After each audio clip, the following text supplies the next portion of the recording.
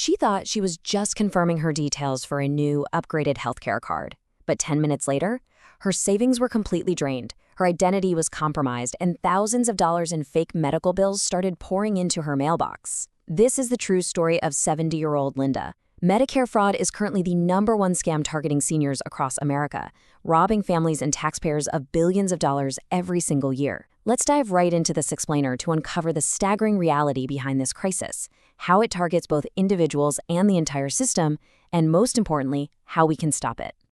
Here is what we're going to cover today: the billion-dollar fraud problem, scams targeting beneficiaries, systemic healthcare fraud, the anti-fraud counterattack, and finally, how to protect yourself.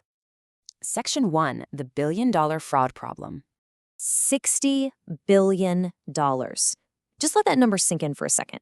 That is an estimate of what Medicare loses every single year to fraud. We are talking about a massive drain on taxpayer funds that actively threatens vital care for the people who actually need it most. So what exactly is it? At its core, whether it's a slick stranger on the phone or a corrupted hospital executive in a boardroom, the endgame is exactly the same: to illegitimately siphon money from the Medicare program by claiming reimbursements they simply do not deserve. Section 2, scams targeting beneficiaries. This is where we see incredibly deceptive micro-threats deployed directly against unsuspecting people in their own homes. Let's go back to Linda. One ordinary afternoon, her phone rang. It looked totally legitimate thanks to caller ID spoofing, displaying a trusted local area code. The voice on the other end, an AI voice we'll call Susie, sounded so polite and professional. Susie used a high-pressure script dangling a double incentive. First, the fear of loss, claiming Linda's current Medicare card was expiring and she'd lose coverage. Second, the lure of free benefits, offering a zero-cost, chip-enabled plastic card upgrade plus a $200 wellness cashback reward. All Linda had to do was read off the letters and numbers on her red, white, and blue card. The moment she handed over that number, the scam exploded. Fraudsters didn't just drain her bank account, they immediately began billing Medicare thousands of dollars for expensive equipment she never ordered, like wheelchairs and genetic testing kits. Other variations even trick seniors into bogus hospice enrollment just by offering free groceries. We absolutely have to clear up the confusion here. Look at the real Medicare versus the scammers. Legitimate Medicare will never call you unprompted, ever, and they always use paper-based cards. Scammers, on the other hand, push these fake plastic cards with computer chips or threaten to cancel your coverage immediately to induce panic. You might be wondering, why are they so aggressive? Because a Medicare number on the dark web is worth significantly more than a stolen credit card. If a scammer gets your credit card, your bank usually flags it and shuts it down in hours. But a Medicare number? They can sell that to fake clinics who file bogus claims under your name for months. Watch out for those big red flags, the free stuff bait, urgent threats, and those plastic card migration claims. Section 3, systemic healthcare fraud. While phone scams are devastating on a personal level, the fraud happening at the institutional level is truly staggering. First up is phantom billing. This is literally billing for unnecessary medical tests, procedures, or equipment that are never actually performed or provided. Corrupt medical providers just invent treatments out of thin air to build a government, treating the Medicare system like a giant taxpayer-funded blank check. The second major corporate fraud mechanism is called upcoding. This is inflating medical bills by using a billing code that falsely indicates the patient needs a much more expensive procedure. So a simple routine checkup gets fraudulently coded on the paperwork as a highly complex intervention. It is a subtle little tweak on a form that flies right under the radar but results in a massive, unjustified payout. And the third mechanism is kickbacks.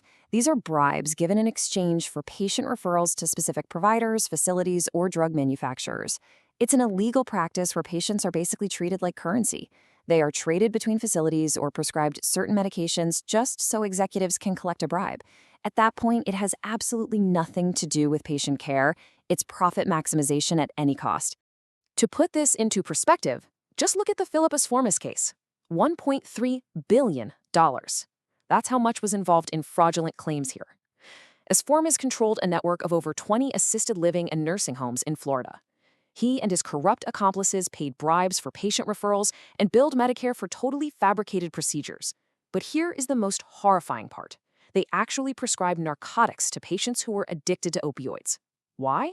Just to keep them docile and entice them to stay in the facilities longer, maximizing their 100-day Medicare billing limits. It is truly sickening. And if you want to see the devastating human cost of this greed, look at this timeline. For over 6 years, a Michigan doctor named Fareed Fata administered toxic, completely fake chemotherapy to healthy people. He submitted $34 million in fake charges. The nightmare only stopped because of a fluke. One of his patients, Monica Flagg, who had been misdiagnosed with cancer, happened to break her leg. A colleague examined her and realized she never even had cancer in the first place. That simple broken leg unraveled a $34 million empire, leading a whistleblower to file a False Claims Act suit that finally put Fata behind bars. Section 4, the anti-fraud counterattack. But hey, there is hope, and a massive counterattack is currently underway. Because this corporate fraud is often hidden deep behind complex billing software and locked doors, the government heavily relies on insiders. Federal law, specifically the False Claims Act, empowers healthcare professionals to expose this fraud. It offers them full protection from employer retaliation, and get this, they can receive up to 30% of the collected fines as a reward for their bravery, while 70% goes right back to the government. And let me tell you, it works. Thanks to those brave whistleblowers coming forward, the Department of Justice recovered over $13 billion in civil settlements between 1987 and 2007 alone. That is money clawed back from criminals and returned to the system where it belongs. On top of that, we have the Medicare Fraud Strike Force. These are specialized interagency teams made up of hundreds of FBI and Health and Human Services agents dedicated solely to taking down widespread healthcare fraud rings.